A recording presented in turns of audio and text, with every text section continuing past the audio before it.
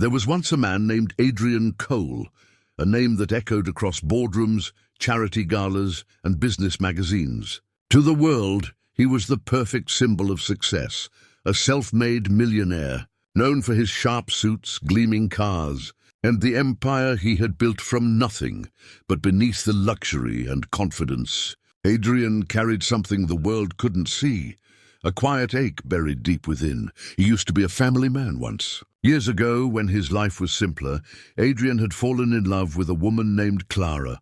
She was graceful, charming, and kind in ways that disarmed him completely. Together, they had a little girl, Lily. For a time, life felt like a promise fulfilled. But success changed everything.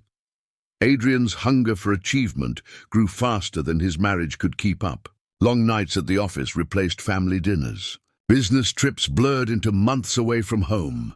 And slowly, the warmth that once filled their small apartment faded into silence.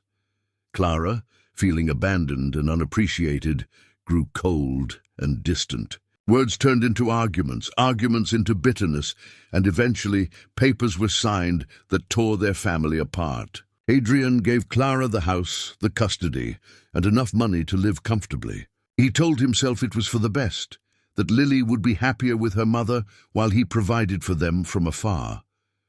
But as the years passed, that belief began to haunt him. He rarely saw his daughter. Birthdays came and went, marked by expensive gifts sent by courier. School recitals were watched through recorded clips. He convinced himself she was fine, that money and comfort could replace presence, until one day, fate decided to show him how wrong he had been. It was a rainy Sunday afternoon when Adrian's assistant mentioned something unusual. The monthly transfer he sent for Lily's care had gone uncollected for 2 months. Concern flickered for the first time in years. Clara was known to be punctual, meticulous even. Why would she ignore the money? Adrian tried calling, no answer. He emailed, texted, even sent a driver to the address, but the house looked abandoned. Curtains drawn, garden overgrown. The neighbors said they hadn't seen Clara or Lily in weeks. Something inside him shifted that day, a mixture of guilt and fear that gnawed at his composure. Without waiting another moment, Adrian got into his car and drove to the place he once called home. The house stood in silence when he arrived, its walls cracked, its paint peeling. A home that once echoed with laughter now looked like a forgotten shell. He knocked, no response. He called again, still nothing. Then just as he was about to leave, he heard the faintest sound from inside, a whimper. He forced the door open, and what he saw froze him. The living room was dimly lit, cluttered, and suffocating. And there in the corner was Lily, his little girl, no longer the bright-eyed child he remembered, but a thin, trembling figure clutching an old blanket. Her arms bore faint bruises. Her face, pale, afraid, and confused, looked up at him with eyes that had forgotten how to trust. At that moment, the world around Adrian stopped moving. He took Lily to the hospital immediately. The doctors said she was malnourished, scared, and emotionally withdrawn. They asked about her mother, but Adrian had no answers. Police reports followed. Clara was nowhere to be found. It was later discovered that she had fallen into a spiral of addiction, gambling and alcohol, using the money he sent to escape the loneliness that had consumed her. Adrian sat in the hospital corridor, his heart breaking under the weight of what he had seen. All the years he spent chasing success now felt like a cruel joke. The empire he built stood tall, but the foundation of his life, his daughter, had crumbled in his absence. In the quiet hum of the hospital, Adrian realized something profound. He had given his daughter everything except himself. For days he stayed by her side. Lily barely spoke. She flinched at sudden noises, refused food at times, and avoided eye contact. He wanted to reach out, to tell her he was sorry, but words seemed useless now. The only thing that mattered was showing up, something he should have done long ago. He cancelled meetings, stopped answering business calls. His colleagues thought he'd lost his mind, but for the first time in years, Adrian wasn't thinking about profits or losses, only about the small, fragile soul who needed him more than anything else in the world. And slowly, very slowly, Lily began to heal. Weeks turned into months. The silence between father and daughter began to soften. Lily started speaking again, first in whispers, then in short sentences, and eventually with a faint smile that made Adrian's heart ache with both joy and pain.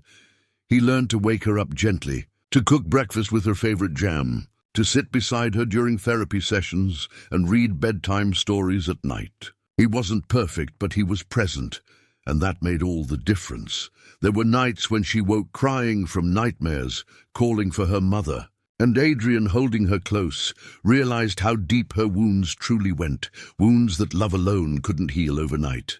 But he stayed. He promised himself he would never leave again.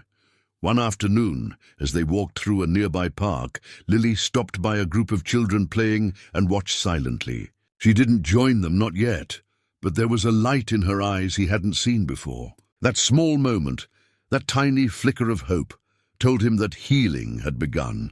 Still, there were reminders of Clara everywhere. News came later that she had checked herself into rehab. Adrian didn't know how to feel. Anger, pity, forgiveness, they all tangled together inside him. He wished things had been different. He wished he had been a better husband, a better father.